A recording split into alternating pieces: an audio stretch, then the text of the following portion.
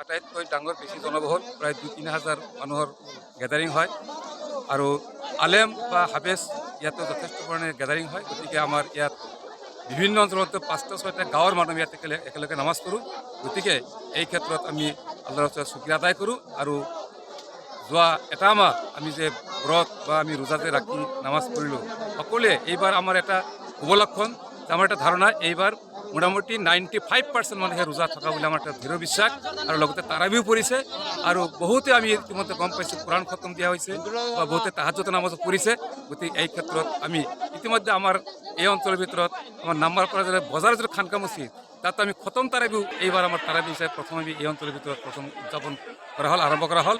আশা ৰাখোঁ যে অহা বছৰত যাতে আমাৰ এই যিটো নেকি উত্তৰ নামৰ পৰা যিটো আমাৰ জামে মছজিদ, এই মছজিদ যাতে আমাৰ খতম তাৰাবিৰ যাতে ব্যৱস্থা কৰা হয়, সেই ক্ষেত্ৰত আমি বিভাগীয় যিবিলাক আমাৰ কমিটিৰ মানুহ আছে তেওঁলোকক লৈ আমি অনুৰোধ জনাম যাতে আল্লাহ তাআলা এই ক্ষেত্ৰত আমাৰ সকলোকে তৌফিক দান কৰে।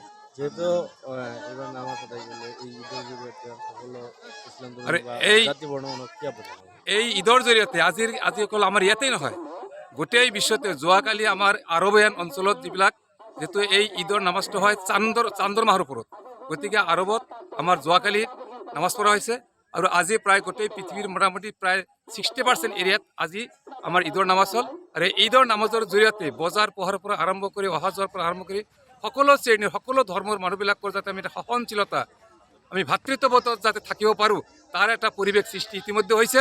কিয়নো আমি বজাৰ পোহাৰত কোনো হিন্দু বা কোনো মুছলমান নহয়, হিন্দুৰ দোকানৰ পৰা বহুতে আমাৰ বস্তু ক্ৰয় কৰিছে আমি দেখিছোঁ। গতিকে আমি এটা সমন্বয়ৰ বাৰ্তা এই ঈদৰ জৰিয়তে বিশ্ববাসীক দিয়াৰ এটা সুযোগ পাইছোঁ বুলি মোৰ বিশ্বাস ধাৰণা।